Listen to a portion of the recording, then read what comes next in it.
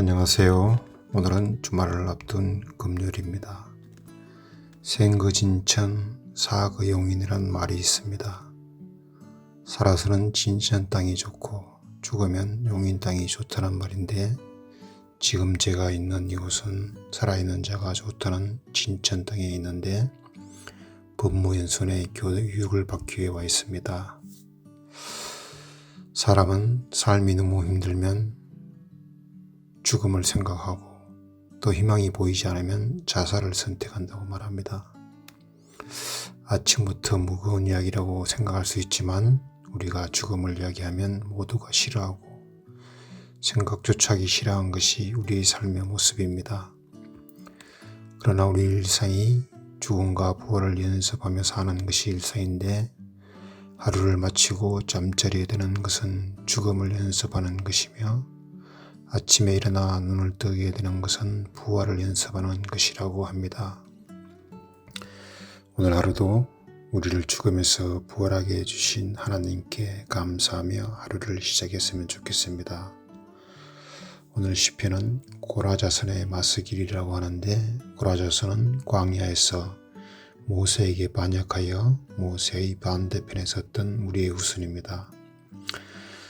그러나 후일 다윗이 힘든 시간을 보낼 때 다윗의 친위대가 되었고, 후에 다윗의 찬양대가 되었다고 하는데, 마스길이라는 말은 교훈이라는 의미를 가지고 있습니다. 오늘 시편 42편을 통하여 어려운 시간을 극복하는데 중요하고 분명한 메시지가 무엇인지를 깨닫게 되는 시간이 되기를 원합니다. 분리불안이라는 말이 있는데, 인간은 엄마의 뱃속에서 엄마의 완벽한 보호를 받다가 세상에 나오는 순간 울음을 터뜨리게 되는데, 이것은 기본적으로 엄마의 몸으로부터 분리됨으로 오는 두려움 때문이라고 말합니다. 또 어린아이가 손을 잡고 공원에 나가서 신나게 놀다가 아이가 어느 순간 엄마가 보이지 않음을 인식하게 되면 불안감이 엄습합니다. 그리고 아이는 엄마를 찾기 시작합니다. 인간은 하나님과 교제하며 살도록 창조되었는데, 인간은 어린아이처럼 대개는 하나님을 잊어버리고 자신의 힘으로 살다가 자신의 뜻대로 되지 않거나 또 감당하기 힘든 일을 만나면 하나님을 찾거나 하나님께 도움을 청하게 됩니다. 어린아이가 부모님이 눈에 안 보이면 불안이 찾아오는 것처럼, 사람은 자신의 삶에서 하나님을 찾아도 하나님이 안 보이면 찾아오는 것이 불안함이고 두려움인데, 오늘 시편의 시인이 하나님을 찾았으나 보이지 않으니 내 영혼아, 내가 어찌하여 낙심하며 어찌하여 내 속에서 불안해하는가 라고 자신의 마음을 고백하고 있습니다. 인생은 누구나 힘든 시간을 지낼 때의 경험이 있으며, 힘든 시기에 가장 갈망하며 찾게 되는 것이 있다면 하나님입니다.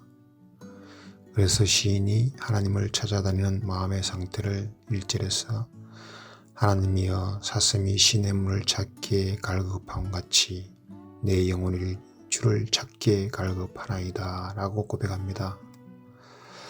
오늘 나에게 어떤 공허감이나 아니면 낙심하거나 아니면 불안함과 두려움 같은 것이 있습니까?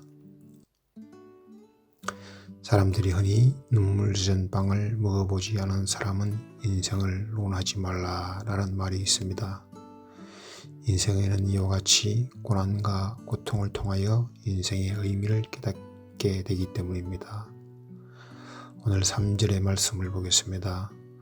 사람들이 종일 내게 하는 말이 내 하나님이 어디 있느냐 하오니 내 눈물이 죄아로 내 음식이 되었도다.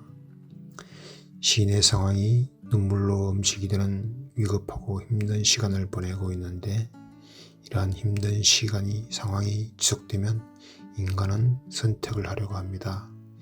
인내할 것인가 회피할 것인가.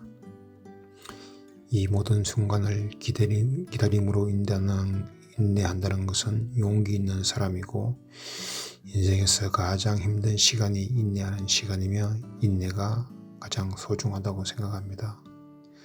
그런데 이러한 상황에서 회피하려고 하는 사람이 있는데 이들은 삶에서 희망을 발견하지 못했기 때문에 죽음으로 고통의 상태를 벗어나려고 합니다.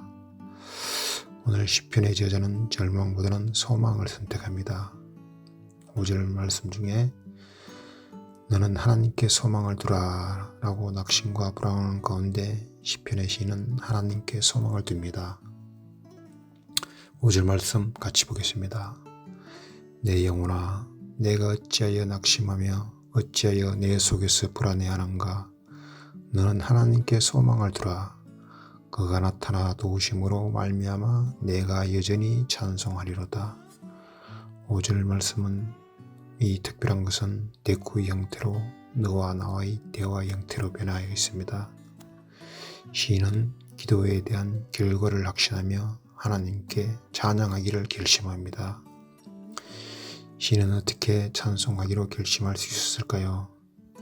여기에는 중요한 교훈을 우리에게 주고 있는데 먼저는 신실하신 하나님에 대한 과거의 경험에 의지한 확신에서 온다고 볼 수 있으며 또 한 가지는 우리의 기도에 응답하실 하나님께 대한 미리 찬양할 것을 설언하며 기다리는 것입니다. 시편 시인은 절망적 위기와 아픔을 겪으면서 이러한 힘든 상황 가운데서도 여전히 하나님께 찬송하기로 결심할 수 있었을까요? 절대 기도의 비밀이라는 책이 있는데 저자가 강연을 위해 캘리포니아의 한 호텔에서 우연히 만난 아기 고양이 물린 이야기가 나옵니다. 자신이 머물던 호텔방으로 우연히 들어온 인연으로 시작된 너무나 귀엽고 작은 새끼 고양이 물린과 그곳에 머무는 동안 5일을 한 가족처럼 지내게 되었습니다. 그래서 집으로 데려와서 함께 살게 되었다고 합니다. 집에서는 늘 옆에 붙어 있으며 책을 집필할 때는 옆에서 기다려주며 귀여움을 받던 고양이가 어느 날 밖으로 나간 고양이 멀리는 흔적 없이 사라져 버렸는데 저자는 멀린을 찾기 위하여 모든 것을 제쳐두고 꼬박 일주일을 주변을 샅샅이 뒤지며 살펴보았으나 흔적을 찾을 수 없었다고 합니다. 절망한 저자는 멀린의 목걸이라도 찾게 해달라고 간절히 기도하고도 찾지 못하고 있던 어느 날 새벽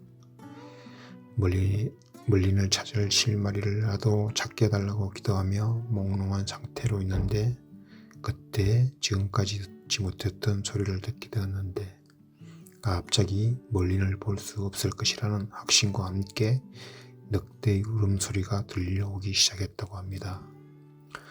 그 후 늑대가 집 주위를 낮에도 돌아다니는 것을 볼 수 있었고 마음에 말할 수 없는 슬픔과 아픔이 몰려왔는데 저자는 장총을 메고 옥상에 올라가서 모든 늑대를 소통하고픈 마음도 있었지만 그렇다고 죽은 멀린이 다시 돌아올 수 없음을 알기에 멀린을 생각하면서 또 멀린이 가져다준 기쁨과 추억을 하면서 죽은 멀린을 축복하고 난 후 또 보기 싫은 늑대를 축복했다고 합니다.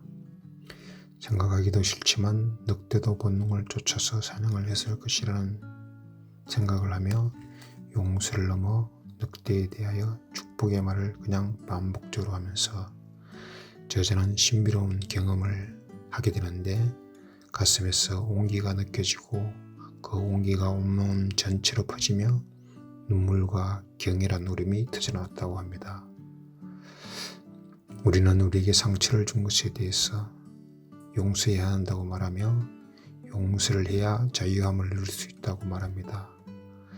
용서보다 더 강력하고 구체적인 것이 축복인 것을 알 수 있는데 저자는 이 책에서 축복이 당장 세상의 변화를 가져오지는 않지만 먼저 상처받은 자신이 변화를 경험하게 되고 세상이 다르게 보이며 자신은 강인하고 건강한 사람으로 거듭나게 된다고 이야기합니다. 오늘 시편 42편 고라자선의 교훈도 5절에서 절망적 상황에서도 희망을 선택하며 도우실 하나님과 그 하나님을 찬양할 것을 선포하며 결말을 맺고 있습니다. 우리는 아픔을 겪거나 힘든 시절을 보내며 용서하지 못하고 아파하며 또 여러 가지 문제로 인하여 힘들게 살고 있지는 않았습니까? 문제를 극복하려면 우리는 오늘 시편 말씀처럼 미리 선포를 하며 기도하는 것도 좋은 처방이 되지만 힘든 문제를 놓고 인내함으로 기도하되 축복을 선언하며 용서를 선언하는 고라자선의 마시기를 통해서 배웠으면 좋겠습니다. 우리가 아픈 문제를 놓고 축복을 선언하면 비록 현실의 문제는 변화가 없을지라도 문제가 가벼워지고 아픔의 문제는 작아지게 될 것입니다. 우리 함께 기도하겠습니다. 하나님 아버지 감사합니다. 한 주간도 우리 삶 가운데 함께 해주셔서 감사합니다. 오늘 시편 42편 말씀을 통하여 아픔과 고통의 시간을 보내며 우리가 어떻게 인내하며 기도해야 하는지에 대해서 살펴보았고 고라자선의 마시기를 통하여 깨달음을 주시니 감사합니다. 모든 힘든 상황이 우리를 지배하게 될지라도 우리에게 나타나도 오실 하나님을 여전히 찬양하기로 결심하며 살아가는 우리의 삶이 되게 하옵소서. 용서해야 용서함을 받게 되며 축복하고 저주하지 말아야 한다고 성경은 우리에게 말씀하셨습니다. 나에게 아픔과 상처를 주는 사람을 위하여 용서와 축복을 선언하게 하시고 선택의 순간이 왔을 때 하나님께 소망을 두는 자가 되기를 원합니다. 감사드리며 예수님의 이름으로 기도합니다. 아멘.